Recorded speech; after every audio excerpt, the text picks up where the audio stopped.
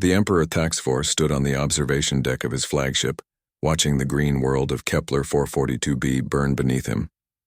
Smoke columns rose like twisted fingers reaching toward the void, marking where human settlements once thrived. His forearms hung loose at his sides, satisfaction filling his chest cavity as he observed the completion of what his military called Operation Clean Slate. The Zephyrian Empire had ruled the galaxy for 12,000 years. Their towering forms, standing nearly 10 feet tall with chitinous exoskeletons and compound eyes, had conquered over 400 species. Each victory followed the same pattern: identify, overwhelm, subjugate, and integrate. But humans had proven different, stubborn, defiant. They fought with a ferocity that unsettled even veteran Zephyrian commanders. "Your Magnificence," came the clicking voice of General Kethran, his primary military advisor. "The final count has been verified. 5,731 human juveniles have been eliminated. Their educational facilities are nothing but ash now." Thaxivor's mandibles clicked in what passed for approval among his species. The humans had established these learning centers on 17 different worlds along the frontier. Intelligence suggested they were not merely schools but training grounds where human young learned to fight, to resist, to carry their species' inexplicable refusal to submit. Destroying them would break the spirit of human resistance once and for all. "Excellent work, General. Have the parents been informed?" "Yes, Your Magnificence. We broadcast the recordings to every human settlement across their territory."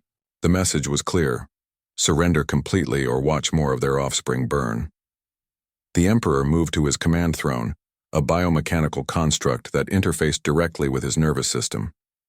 Through it, he could feel the pulse of his vast fleet, sense the loyalty of his troops, and monitor the countless worlds under his dominion. Everything operated according to Zephyrian order, Zephyrian efficiency, Zephyrian superiority. Reports flooded in from across human space. On New Terra, resistance fighters had laid down their weapons. On Proxima Colony, the governor had sent formal surrender documents. World after world, the humans were finally accepting their place in the natural order of things. The strong ruled the weak, the advanced subjugated the primitive, the many overwhelmed the few. Admiral Vexith approached the throne with data tablets clutched in her smaller arms. "Your Magnificence, we're receiving communication attempts from several human worlds. They appear to be requesting negotiations for complete surrender." "Ignore them for now," Thaxivor commanded. "Let them stew in their defeat. When we're ready, we'll accept their surrender on our terms. Total capitulation. Complete integration into the Empire. Their resistance ends today, but something felt different. In all his conquests, the Emperor had never needed to target juveniles specifically. The humans fought with such passion, such impossible determination, that conventional conquest had failed repeatedly. They didn't fight like other species, with calculation and self-preservation as primary motivators. They fought like wild animals defending their territory, willing to die rather than yield. The human homeworld Earth remained beyond Zephyrian reach for now. Their defensive networks were surprisingly sophisticated, their military more organized than initial intelligence had suggested. But with their frontier colonies surrendering and their children dead, Earth would have no choice but to negotiate. The Emperor could afford to be patient. He pulled up holographic displays showing human space. Dozens of worlds, hundreds of settlements, billions of lives now under his control. The humans would join the Empire as all others had, contributing their labor and resources to Zephyrian glory. Their strange tendency toward individual initiative might even prove useful once properly channeled. "Your Magnificence," General Kethran returned, his posture indicating urgency. "We're detecting unusual energy signatures from several human worlds. Our monitoring stations are picking up massive power buildups." Thaxvor's compound eyes focused on the tactical displays. Indeed, energy readings were spiking across human territory, but they weren't weapon signatures. They resembled communications arrays, broadcasting equipment, something designed to send messages rather than deal destruction. Probably final surrender broadcasts, the Emperor mused, or perhaps memorial services for their dead young. Let them mourn. It changes nothing. The bridge fell silent except for the humming of ship systems and the occasional click of Zephyrian communication. Outside the viewports, space stretched endlessly, filled with the lights of conquered worlds and the promise of future victories. The Emperor settled deeper into his throne, already planning the integration protocols for human worlds. He had no way of knowing that across human space, every communications array was indeed powering up. But they weren't broadcasting surrenders or holding memorial services. They were sending a single message, racing toward Earth at the speed of light, carrying news of what had happened to the children. The message was simple. They killed our babies. All of them. Send everything. The Emperor Thaxvor had ruled the galaxy for centuries, conquered hundreds of worlds and subjugated countless species. He understood power, strategy, and the mathematics of conquest, but he had never encountered anything like humanity's response to the unthinkable. He had never seen what happened when beings who loved their children more than their own lives learned that those children had been murdered. Soon, he would learn the difference between defeating an enemy and awakening something that should have been left alone. Admiral Sarah Chen stood in the war room deep beneath Geneva. Her hands pressed flat against the cold metal table as she stared at the incoming reports. Each data stream brought worse news than the last. Kepler 442b, New Babylon. Frontier Station 7, 17 worlds total. All the schools, all the children. The room buzzed with activity as officers coordinated responses across human space, but Sarah heard none of it. Her mind kept returning to the footage the Zephyrians had transmitted, showing burning buildings that had once housed laughing children. The aliens wanted humanity to see what resistance cost. They wanted fear. Admiral, Lieutenant Morrison's voice cut through her thoughts. Priority communication from the Joint Chiefs. They're ordering immediate mobilization of all reserves. Sarah nodded without looking up. Around the table, holographic displays showed the true scope of human military power, assets the Zephyrians had never detected. For 50 years since first contact went wrong, humanity had prepared for this moment. Every colony world maintained hidden shipyards. Every asteroid belt concealed weapons platforms. Every trade route supported supply networks for a war machine built in secret. Status report on Operation Sleeping Giant, she commanded. Major Williams stepped forward, his tablet displaying cascading green confirmations. All deep space assets are responding. The Mars shipyards are launching everything they've got. Luna Command reports full weapons activation. The asteroid belt facilities are spinning up their production lines to maximum capacity. Sarah finally looked up. Her officers saw something in her expression that made them stand straighter, speak more precisely. This wasn't the woman who had spent years fighting border skirmishes with Zephyrian scouts. This was something harder, colder, more focused. What about the stealth fleets? Ghost Squadron is already moving towards Zephyrian space, Williams reported. Admiral Reyes estimates they'll reach the outer systems in 6 days. The Phantom Wing is 3 days behind them. All crews have seen the footage, Admiral. They know what they're fighting for. The displays around the room showed humanity's true strength revealing itself. Ships emerged from asteroid hideouts. Weapons platforms powered up from cold storage, and millions of personnel reported to duty stations they'd hoped never to use. The Zephyrians thought they faced a small, desperate resistance. They had no idea they'd awakened something that had spent half a century preparing for total war. Ma'am, Communications Officer Zhang interrupted. We're receiving surrender demands from the Zephyrian fleet. Emperor Thaxvor is offering terms for Earth's capitulation. Sarah walked to the main display, watching red dots mark Zephyrian positions throughout human space. They'd spread themselves thin, confident in their victory, occupying worlds they thought were defeated. Perfect. Send a reply, she said quietly. Tell the Emperor we have terms of our own. The room fell silent. Everyone knew the chain of command, understood that Admiral Chen couldn't authorize negotiations without approval from higher authority. But they also knew what they'd all seen, what those dead children meant to every human in uniform. Admiral, Zhang said carefully. What terms should I transmit? Sarah turned back to the holographic display, her finger tracing the positions of Zephyrian fleets. Tell him we'll accept nothing less than unconditional surrender. His forces will withdraw from all human territory immediately. His government will submit to human oversight, and every officer involved in targeting civilian populations will face trial for war crimes. Major Williams cleared his throat. Admiral, the Joint Chiefs haven't authorized those terms. We don't have permission to demand Zephyrian surrender. Then get me the President on secure channel, Sarah replied, because those are the only terms humanity is offering. The communications array hummed to life, establishing connection with the highest levels of human government. Sarah knew what the response would be. Every parent on Earth had seen those burning schools. Every grandmother had watched footage of children running from Zephyrian soldiers. The politicians would authorize anything that promised justice for the dead. Within minutes, President Martinez's face appeared on the main screen. Behind him, Sarah could see the crisis room filled with advisors, generals, and cabinet members. All of them wore the same expression she'd seen in her own mirror that morning. Cold fury barely contained by professional discipline. "Admiral Chen," the president said without preamble, "you have full authorization to pursue military objectives as you see fit. Rules of engagement are suspended for Zephyrian military targets. Anything they can dish out, we can return tenfold." "Understood, Mr. President. What about their demand for surrender?" Martinez leaned forward, his hands clasped tightly. "Tell them we don't negotiate with child killers. Tell them humanity remembers every single name of every single child they murdered. And tell them we're coming." The connection ended, leaving Sarah alone with her officers and the weight of what came next. For decades, humanity had hidden its true capabilities, appearing weak and divided to potential enemies. Now the masks came off. Now the galaxy would see what humans became when someone hurt their children. "All stations, this is Admiral Chen," she announced over the fleet-wide communications. "Operation Sleeping Giant is now active.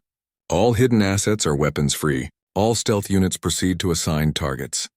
Priority mission: locate and neutralize every Zephyrian military asset in human space." She paused, thinking of her own daughter who had died on Kepler 442b, then continued. "Secondary mission: make sure the galaxy understands that humanity protects its own. No matter the cost. No matter how long it takes. We're going to show the Zephyrians what happens when you declare war on the wrong species." The war room erupted into coordinated activity as orders flowed across human space. Ships that had hidden for decades powered up their weapons. Soldiers who had trained in secret reported to duty. And somewhere in the void between stars, Admiral Chen knew the Zephyrians were about to learn the most important lesson in galactic politics: never threaten human children. General Cathron's confidence began to crack as the first reports arrived. The humans weren't surrendering. Instead, energy signatures across their territory indicated massive military mobilization. Ships were appearing on sensors where none had existed before, emerging from asteroid fields and hidden installations like insects crawling from disturbed nests. "Your Magnificence," he clicked nervously as he approached the Emperor's throne. "Our occupation forces are reporting unusual activities in human space. Multiple unidentified vessels are approaching our positions." Emperor Thaxvor remained focused on his tactical displays, studying the scattered positions of his fleets. The humans controlled 47 star systems, most with minimal defensive capabilities. His forces held overwhelming advantages in firepower, numbers, and technology. These new contacts were probably desperate attempts to evacuate civilian populations. "How many ships are we detecting, General?" "Initial counts suggest approximately 200 vessels, Your Magnificence. But the numbers keep changing. Our sensors are having difficulty maintaining accurate tracking." The Emperor's mandibles clicked with amusement. 200 ships against the entire Zephyrian navy? These humans are more foolish than I imagined. Order our fleets to intercept and destroy any approaching vessels. Make examples of them. But the tactical displays told a different story than what the Emperor wanted to see. The red dots representing Zephyrian fleets suddenly seemed very small against the growing cloud of blue contacts emerging throughout human space. What had started as 200 ships became 500, then 1,000. Then numbers that made experienced Zephyrian officers question their instruments. Admiral Vexith rushed to the throne, her smaller arms trembling with urgency. "Your Magnificence, we need to reconsider our positions. The humans appear to have significantly more military assets than our intelligence indicated." "Impossible," Thaxvor replied, but his voice carried less certainty than before. "Our scouts have monitored human space for decades. We know their capabilities." "Perhaps they've been hiding ships," Vexith suggested, "using stealth technology or concealing vessels in asteroid fields. The numbers we're seeing now suggest they may have been preparing for large-scale conflict." The Emperor rose from his throne, his full height making even his tallest officers seem small. Around the bridge, displays showed Zephyrian forces spread across human territory, each fleet confident in its local superiority. But those forces had been positioned for occupation duty, not major fleet engagements. Alert all commands, he ordered. Consolidate our fleets into defensive formations. If the humans want to throw away their lives in futile attacks, we'll accommodate them. The first engagement reports arrived within hours. The Zephyrian Fourth Fleet, occupying the Proxima system, encountered 30 human vessels emerging from the outer asteroid belt. Admiral Kekstar, commanding the Fourth Fleet, transmitted his engagement with typical Zephyrian confidence. Unknown human vessels. This is Admiral Kekstar of the Zephyrian Navy. You are entering a military occupation zone. Surrender immediately or face destruction. The human response came in the form of weapons fire that no Zephyrian had ever seen before. Particle beams that cut through armor like tissue. Missiles that moved too fast for point defense systems. Energy shields that deflected Zephyrian. Weapons while allowing human fire to pass through. Unhindered, Admiral Kekstar's flagship lasted 7 minutes. General Kethran watched the tactical display with growing horror as blue dots swarmed around red ones throughout human space. The Fourth Fleet died in less than an hour. The Seventh Fleet reported heavy casualties before their transmissions cut off entirely. The Second Fleet retreated to defensive positions around a gas giant, only to discover human ships rising from concealment within the planet's rings. Your Magnificence. Catherine's voice had lost its usual military precision. We're losing contact with our forward elements. The humans appear to have been preparing for this conflict far longer than we realized. Emperor Thaxfor studied the displays with the cold calculation that had made him ruler of the galaxy. His fleets were strong, experienced, well-equipped. But they were scattered across dozens of systems, each one now facing human forces that fought with technology and tactics no one had anticipated. Recall all forces to the Kepler 442b system, he commanded. We'll consolidate our strength and crush these upstart humans in one decisive battle. But even as he gave the orders, more reports arrived. Human fleets weren't just attacking Zephyrian positions in their own space. They were striking at Zephyrian bases in neutral territory, hitting supply convoys deep behind the front lines, and engaging scout forces at the very edges of the Empire. Admiral Vexith's compound eyes flickered between displays as she tried to process the scope of human military action. Your Magnificence, they're not fighting defensively.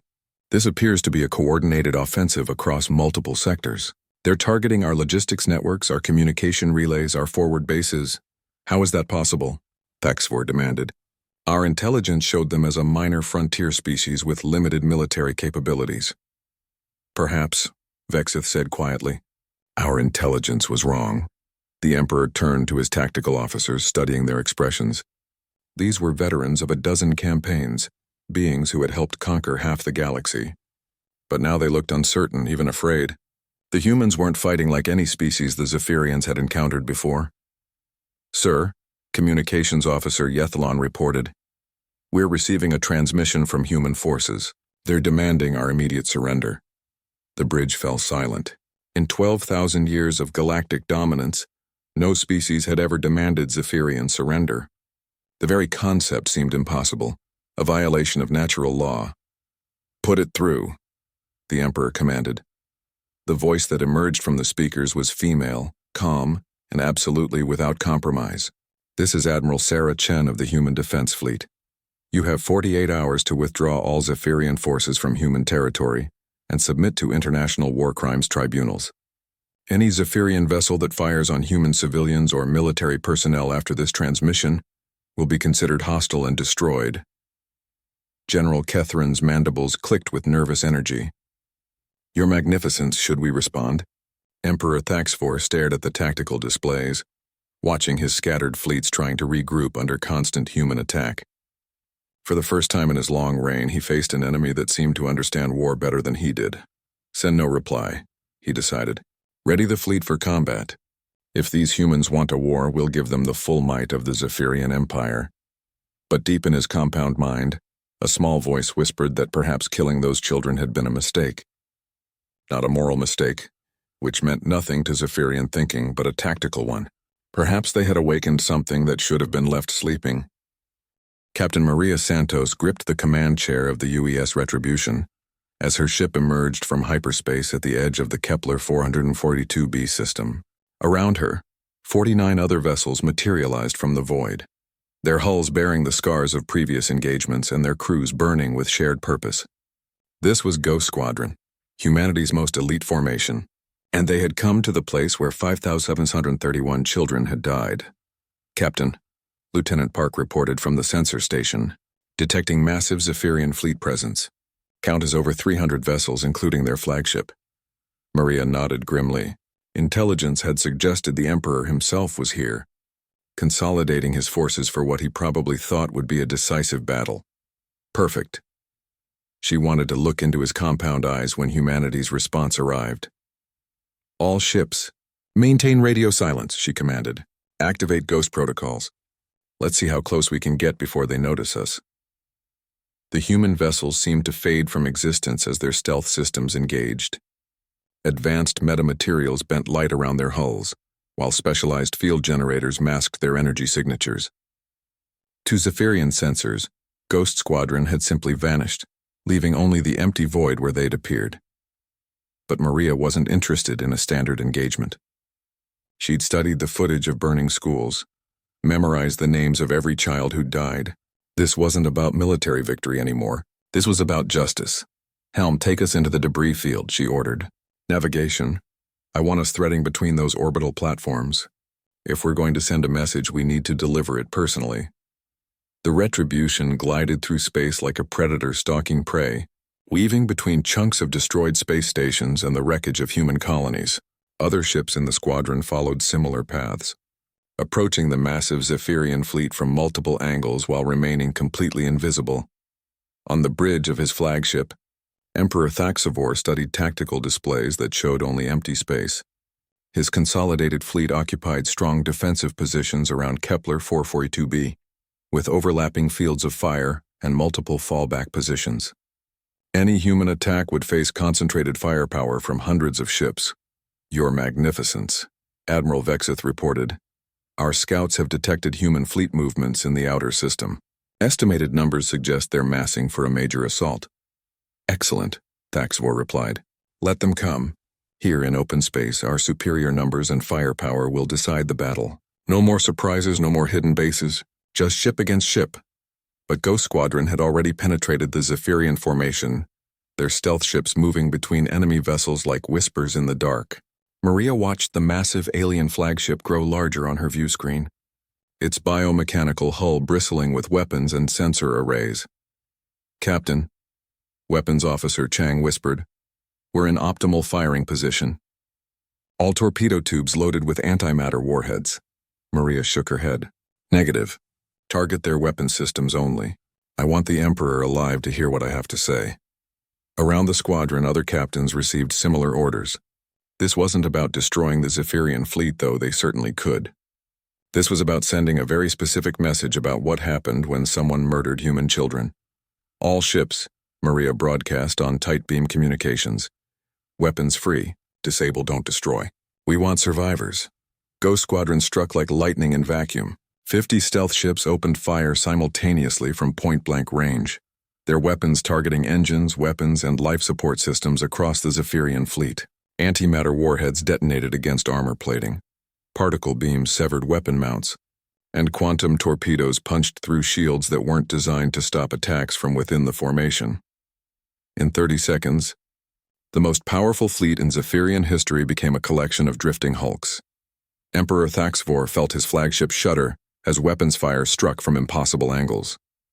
Alarms blared across the bridge as systems failed throughout the ship. But what terrified him most was that he still couldn't see the attackers. Report, he commanded. But his officers were scrambling to make sense of sensor readings that showed damage without sources, weapons fire without origins. Then the stealth fields dropped, and 50 human warships appeared within his formation like ghosts made manifest. They hung in space around disabled Zephyrian vessels, their weapons still trained on targets but no longer firing. This is Captain Maria Santos of the Human Defense Fleet, came a transmission on all frequencies. Emperor Thaxivor, you wanted to send humanity a message. Now we have a message for you.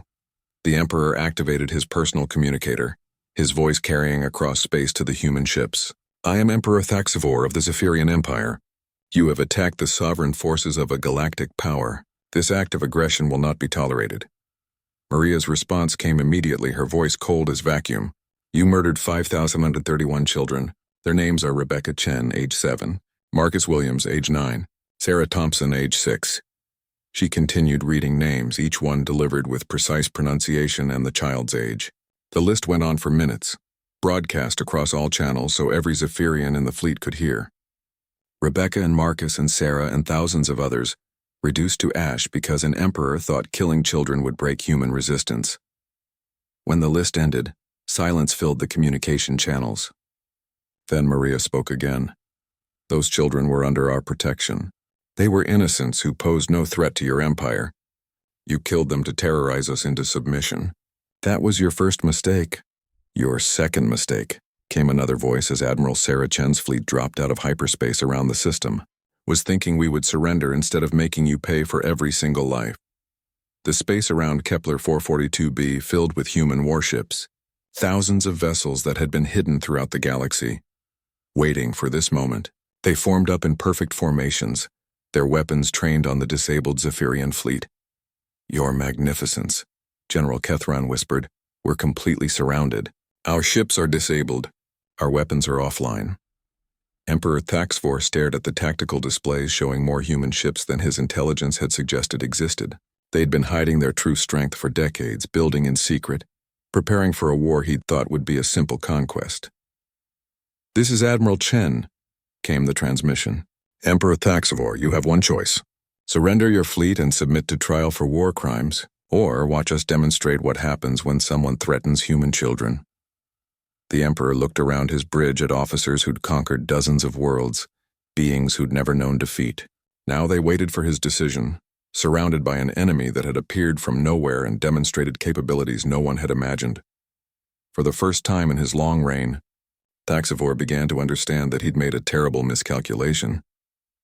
The word that changed everything came not from Emperor Thaxvor's compound mind or his military advisors, but from an unexpected source. Deep within the disabled flagship's communication array, a single transmission pod had survived the human attack.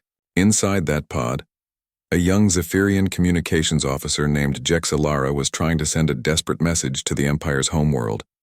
But as she worked, Jexalara found herself listening to the human transmissions flooding the communication channels, the list of names, the ages of the dead children, the cold precision with which the humans described what they would do to anyone who threatened their young. Jexalara was barely past her own molting season, equivalent to a human teenager. Unlike older Zephyrians who had grown up during the Empire's expansion, she had been raised on stories of conquered worlds and subjugated species. But she had never seen actual combat, never witnessed the reality of what conquest meant for the conquered. She thought of her own nest siblings, the small Zephyrians who would one day take their places in the Empire's hierarchy. She imagined them in burning buildings calling for parents who would never come. The thought sent tremors through her exoskeleton. Officer Jexalara, came General Kethron's voice through the internal communication system. Status report on long-range communications. Jexalara keyed her microphone but hesitated. Around her, the ship's corridors echoed with the sounds of damage control and emergency repairs. Through the bulkheads, she could hear older officers discussing the human fleet surrounding them, the impossible technology that had disabled an entire Zephyrian formation in seconds. Officer Jexalara, respond immediately, Kethron commanded. Sir, she finally replied, communications are severely damaged. I cannot establish contact with the homeworld. It was a lie. The communication pod was functioning perfectly. But as Jexalara listened to more human transmissions, she began to understand something that her superiors had missed. The humans weren't fighting for territory or resources or dominance. They were fighting because someone had killed their children. On the bridge, Emperor Thaxvor faced the most difficult decision of his 12,000-year reign. Admiral Chen's ultimatum hung in the air like a weapon waiting to fall. Surrender and face trial, or watch his fleet burn around him. Your Magnificence, Admiral Vexith spoke quietly. Perhaps we should consider their terms. Our fleet is disabled. Our weapons are offline. Continued resistance may result in complete destruction. Thaxvor's mandibles clicked with rage. The Zephyrian Empire does not surrender to inferior species. We have ruled this galaxy for millennia. We will not bow to jumped-up primitives who barely understand space travel. But sir, Vexith pressed, they've demonstrated technological capabilities that exceed our own. Their stealth systems, their weapons, their fleet coordination. Perhaps they're not as primitive as we believed. The Emperor turned to study the tactical displays one more time. Thousands of human ships surrounded his position, their weapon signatures indicating firepower that could reduce his entire fleet to debris in minutes. Yet they held their fire, waiting for his response to their ultimatum. "General Kethran," he commanded, "prepare the self-destruct sequence for the entire fleet. If we cannot win, we'll ensure these humans learn the price of challenging the Empire." But from her communication pod deep in the ship, Jexalara was listening to everything. She heard the Emperor's order and understood what it meant. Thousands of Zephyrian crew members would die, not in battle, but in a gesture of spite. And the humans would probably retaliate by attacking Zephyrian worlds, starting a war that would consume the galaxy. She thought again of her Nest siblings, of young Zephyrians across the Empire, who would grow up in a universe where humans hunted their species with the same merciless efficiency they'd displayed here. Was that what the Empire's honor was worth? Jexalara made a decision that would echo across the galaxy. She activated the communication pod's emergency broadcast function and transmitted on all frequencies, ensuring both the Zephyrian fleet and the surrounding human ships would receive her message. "This is Communications Officer Jexalara aboard the Zephyrian flagship. I wish to speak directly with the human fleet commander." The bridge fell silent as her transmission reached every ship in the system. General Kethran's voice exploded through the communication system. "Officer Jexalara, you are not authorized to communicate with enemy forces. Cease transmission immediately." But Admiral Chen's response came first. "This is Admiral Chen. Go ahead, Officer Jexalara." Jexalara's voice trembled as she spoke, knowing that every word would be heard by both fleets and probably recorded for history. "Admiral Chen, I have heard the names of your dead children. I understand why you fight. I have Nest siblings of my own, young ones who depend on their elders to protect them." "What is your point, officer?" Chen replied. "My point is that Emperor Thaxvor has ordered the self-destruction of our entire fleet. Thousands of Zephyrian crew members will die, not in honorable battle but as a gesture of defiance." "Many of them are young, like your children were." "Like I am." The communication channels crackled with tension as both fleets absorbed this information. On the bridge of his flagship, Thaxvor's compound eyes blazed with fury. "Arrest that officer immediately," he commanded. "She has committed treason against the Empire." But Jexalara continued broadcasting. "Admiral Chen, I cannot speak for my Emperor or my species, but I can speak for myself. The murder of children is wrong, no matter who commits it. I formally surrender myself to human authority and request protection under whatever laws govern the treatment of prisoners." Her words hung in the void between the fleets like a bridge across an impossible chasm. For the first time in galactic history, a Zephyrian had acknowledged that the Empire could be wrong. Admiral Chen's response came after a long pause. "Officer Jexalara, your surrender is accepted. You will be granted full protection under human military law. Can you disable the self-destruct sequence?" "I am trying, Admiral, but I need time." Throughout the Zephyrian fleet, other young officers heard Jexalara's words and began to question orders they'd never thought to challenge. Some followed her example, broadcasting their own surrenders. Others remained loyal to the Empire but found themselves unable to carry out self-destruct orders, while their shipmates pleaded for mercy. Emperor Thaxvor realized that something fundamental had changed. Not just in this battle, but in the nature of the Empire itself. The word that changed everything wasn't spoken by him, or his advisors or his enemies. It was spoken by a frightened young communications officer who had looked into the abyss of endless war and chosen a different path. The word was wrong. Officer Jexalara worked frantically at her communication console, her smaller arms dancing across control interfaces, while her primary limbs accessed the ship's emergency systems. Around her, the sound of running footsteps echoed through the corridors as security forces tried to reach her position, but the human attack had damaged many of the ship's internal passages, buying her precious time. "Admiral Chen," she transmitted, "I have access to the ship's engineering systems through the communication array. The self-destruct sequence is connected to the ship's main computer core. I can delay it, but I cannot completely disable it without the Emperor's authorization codes." From her position on the UES Retribution, Admiral Chen watched the tactical displays showing growing chaos within the Zephyrian fleet. Some ships were powering down their self-destruct systems as junior officers followed Jexalara's example. Others remained locked in internal conflicts between loyalist crews and those who questioned their orders. "Officer Jexalara," Chen responded, "can you estimate how much time we have?" "The sequence is set for 15 minutes from activation. That gives us perhaps 12 minutes before irreversible cascade failure." Chen turned to her tactical officer. "Commander Park, status on boarding operations?" "Ghost Squadron reports they can breach the flagship's hull in 8 minutes. But Admiral, even if we capture the Emperor, will he provide the abort codes?" Admiral Chen considered the question while watching displays that showed the massive Zephyrian fleet around them. Some ships were already showing signs of internal power failures as their crews sabotaged the self-destruct systems. Others remained fully operational and presumably still loyal to their Emperor. "Probably not," she admitted. "But we have another option. Jexalara, are you still monitoring this channel?" "Yes, Admiral. I want you to open a ship-wide communication channel. Broadcast to every Zephyrian vessel in the fleet. Can you do that?" There was a pause before Jexalara responded. "Yes, but it would violate multiple Imperial regulations. I could face execution for treason." "Officer, you've already committed treason by our Empire's standards," came another Zephyrian voice on the channel. "This is Lieutenant Kexran from the cruiser Void Striker. I've been listening to your transmissions. You're right about the children. You're right about this being wrong." More Zephyrian voices joined the conversation. Junior officers from across the fleet who had heard Jexalara's words and found the courage to speak. Not many, but enough to show that something was changing in the monolithic structure of the Empire. "Admiral Chen," Jexalara said, "the channel is open.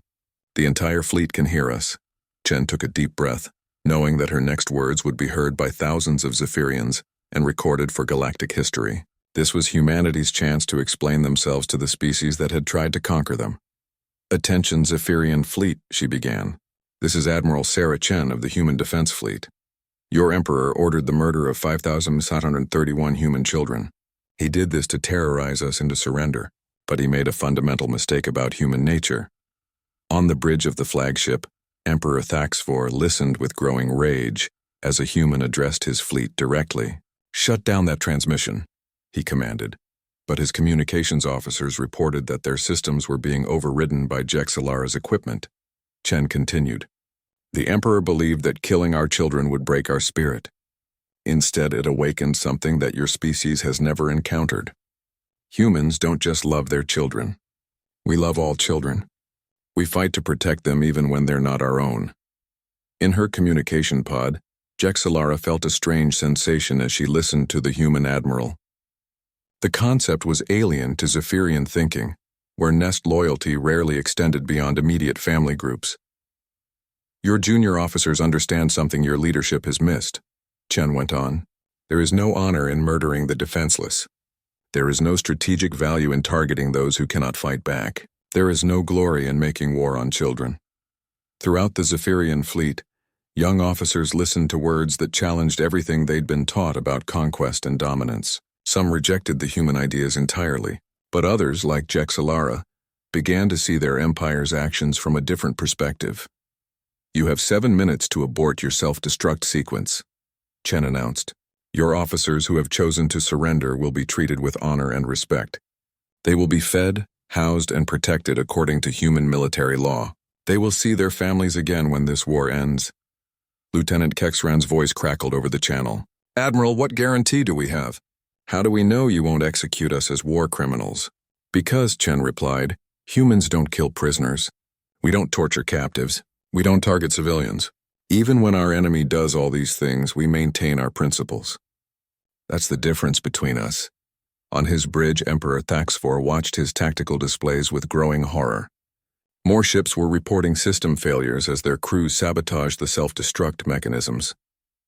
The monolithic loyalty he'd counted on for millennia was cracking under pressure from ideas he'd never considered. "General Kethran," he commanded, "send security forces to arrest every officer who has participated in these transmissions. Execute them for treason." But General Kethran hesitated. "Your Magnificence, that would include approximately 30% of our remaining crew. We need those officers to operate the ships. Then execute every 10th one as an example to the others." The general's mandibles clicked with uncertainty. Around the bridge, senior officers who had served the Empire faithfully for decades found themselves questioning orders they would have followed, without hesitation, just hours earlier.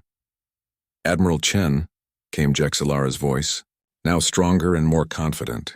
"I have successfully disabled the self-destruct system on the flagship. The abort codes are transmitting to other vessels in the fleet." "Belay that order," Thaxivor commanded, but his own officers were no longer listening. Admiral Vexith stepped forward, her posture indicating formal challenge to authority. "Your Magnificence, I formally request permission to open surrender negotiations with the human fleet." The Emperor stared at his oldest, most trusted advisor. "You would betray the Empire for these humans?" "No, sir. I would save the Empire from destroying itself for no purpose. Our fleet is disabled. Our crew is in revolt. Our enemy has demonstrated superior capability and tactical thinking. Continued resistance serves no strategic goal." Emperor Thaxivor realized that the word Jexilara had spoken was spreading through his fleet like a virus, infecting minds that had never questioned imperial authority. The idea that the Empire could be wrong was more dangerous than any human weapon, but it was too late to stop it. The word had been spoken, heard, and accepted by those who mattered most. The young officers who would shape the future of both species. Change had begun, and not even an emperor could command it to stop. 6 months after the Battle of Kepler 442b, former communications officer Jexilara stood in the observation deck of the human space station Unity, watching ships from a dozen species dock at the massive facility. The station had been built in neutral space, serving as headquarters for the new galactic council that was reshaping interstellar politics. She wore simple human clothing instead of Zephyrian military armor, her choice after requesting asylum from the Human Federation. Around her, delegates from across the galaxy worked together on problems that had once been solved through conquest and subjugation. "Officer Jexilara," came a familiar voice behind her. She turned to see Admiral Sarah Chen approaching, now wearing the insignia of the Council's first military ethics director. "Admiral Chen," Jexilara replied, her English much improved after months of study. "I was not expecting to see you here today." "I wanted to thank you personally," Chen said, joining her at the observation window. "The War Crimes Tribunal just delivered their final verdicts. Your testimony was crucial in establishing the legal frameworks for protecting civilian populations." Jexilara's mandibles clicked softly, a gesture humans had learned indicated thoughtfulness among her species. "I only spoke the truth about what I witnessed. The difficult part was admitting that truth to myself." Through the window, they could see the memorial garden built into Unity Station's central hub. 5,731 small trees grew there, one for each child murdered in the attack that started the war. Each tree bore a plaque with a name, an age, and a brief description of dreams that would never be fulfilled.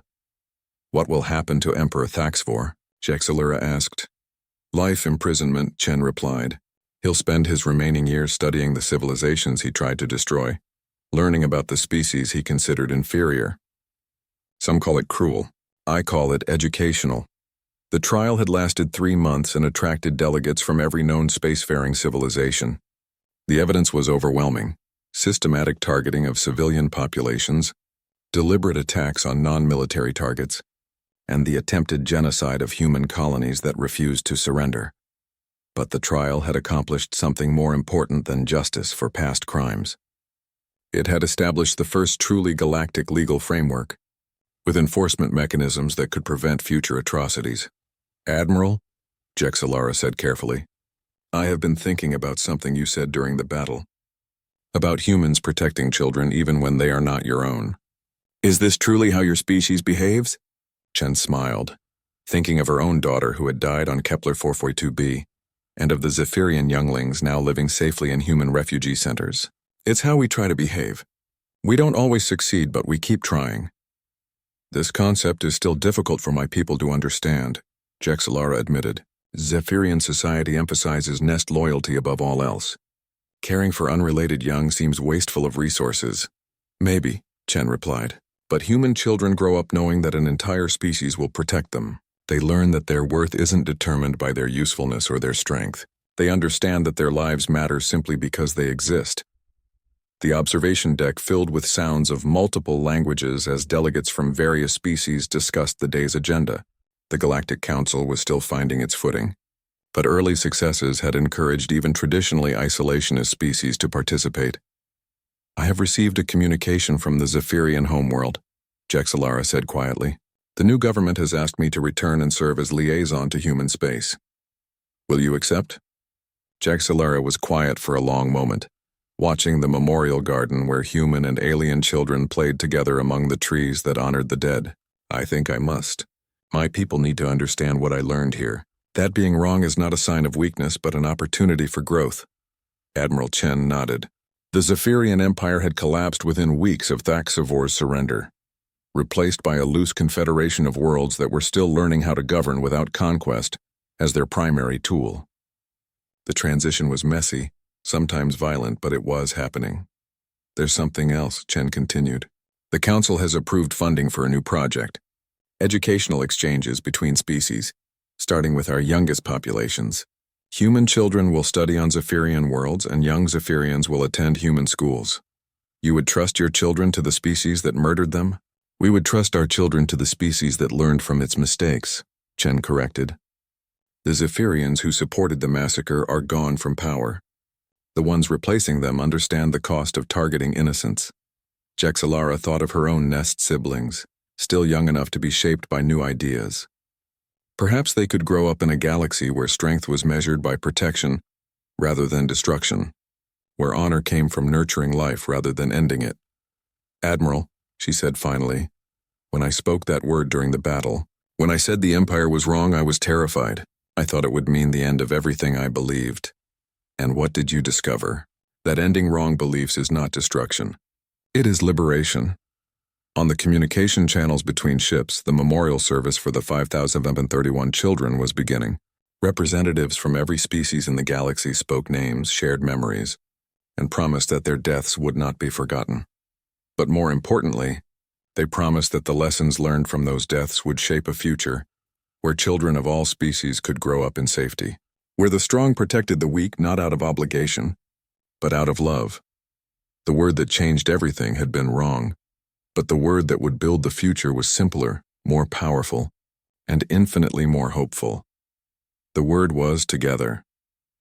As Jexalara prepared to return to her people and Admiral Chen continued her work building galactic peace, neither knew that their conversation was being monitored by young beings across 1,000 worlds.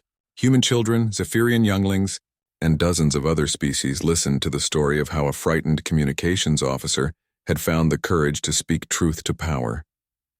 They would grow up in a galaxy shaped by that courage, in a universe where admitting mistakes was the first step toward making things right. They would inherit the stars not through conquest, but through cooperation. And they would never forget the price paid by 5,131 children to teach the galaxy that some things were worth fighting for, and some words were worth speaking no matter the cost.